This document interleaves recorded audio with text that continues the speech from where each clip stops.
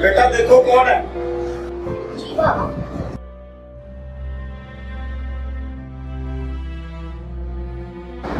बाबा नीचे पास्टर साहब। हाँ वो बेटा मुझे फोन भी कर रहे थे, उनको कह के अपने दोस्तों के साथ कहीं गया होगा।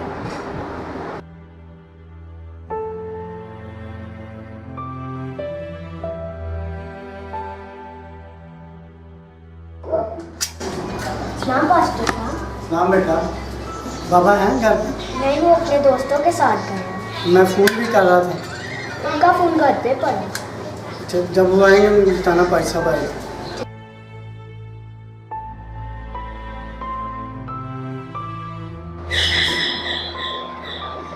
अब कौन आ गया? बेटा देखो जरा कौन आया। जी बाबा।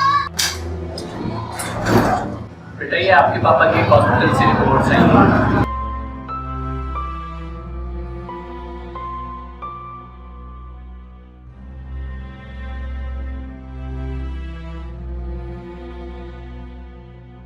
पापा ये हॉस्पिटल से रिपोर्ट है।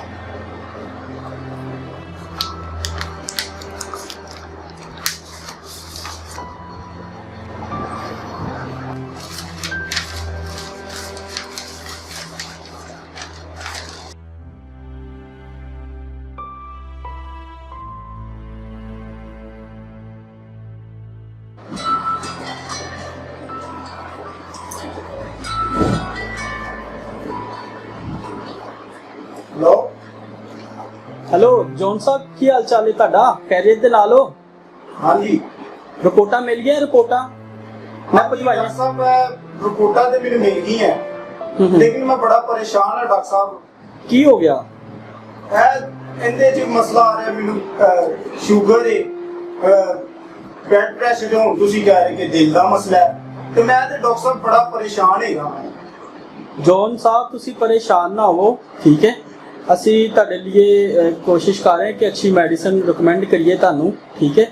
ਤੇ ਬਸ ਆਪਣਾ ਇhtiyat ਕਰੋ, ਠੀਕ ਹੈ। ਤੇ ਮਾਲਕ ਨੂੰ ਯਾਦ ਕਰੋ, ਬਾਕੀ ਮਾਲਕ ਅੱਛਾ ਕਰੇਗਾ। ਆਪਣੀ ਬਸ ਸ਼ੂਗਰ ਦਾ ਜਿਹੜਾ ਨਾ ਸ਼ੂਗਰ ਉਹਦਾ ਤੁਸੀਂ ਖਿਆਲ ਕਰੋ, ਉਹਨੂੰ ਕੰਟਰੋਲ 'ਚ ਰੱਖੋ, ਠੀਕ ਹੈ। ਬਾਕੀ ਮਾਲਕ ਖੈਰ ਕਰੇਗਾ, ਠੀਕ ਹੈ। ਚਲੋ ਬਾਕੀ ਖੈਰ, ਓਕੇ। ਯਾਰ ਮੈਂ ਤੇ ਬੜਾ ਪਰੇਸ਼ਾਨ ਹਾਂ ਯਾਰ, ਕੀ ਯਾਰ ਮਸਲੇ ਮਸਾਇਲ ਹੋ ਗਏ ਮੇਰੀ ਜ਼ਿੰਦਗੀ ਦੇ ਵਿੱਚ।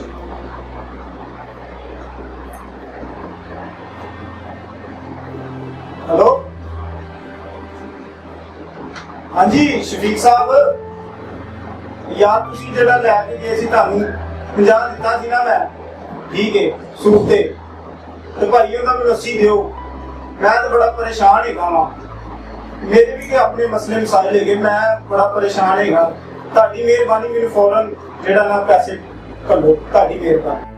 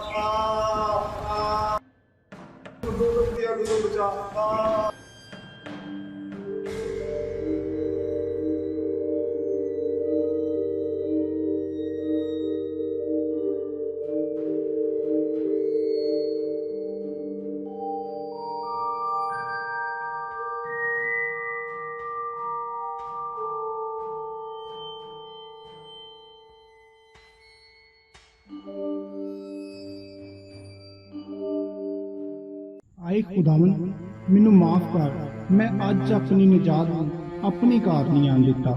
ਆਏ ਖੁਦਾਵੰਦ ਮੈਨੂੰ ਮਾਫ ਕਰ। ਆਏ ਖੁਦਾਵੰਦ ਮੈਂ ਆਪਣੇ ख्वाब ਦੇ ਜ਼ਰੀਏ ਆਪਣੀ ਆਖਰਤ ਦੇ ਅੰਜਾਮ ਨੂੰ ਦੇਖ ਲਿਆ। ਆਏ ਖੁਦਾਵੰਦ ਮੈਂ ਬੜਾ ਪਰੇਸ਼ਾਨ ਹਾਂ, ਮੈਂ ਲੋਕਾਂ ਦਾ ਹੱਕ ਖਾਧਾ ਹੈ, ਮੈਂ ਆਪਣੇ तमाम ਗੁਨਾਹਾਂ ਤੋਂ ਮਾਫੀ ਮੰਗਦਾ। ਆਏ ਖੁਦਾਵੰਦ ਮੈਨੂੰ ਨਜਾਤ ਦੀ ਰਾਹ ਦੇ।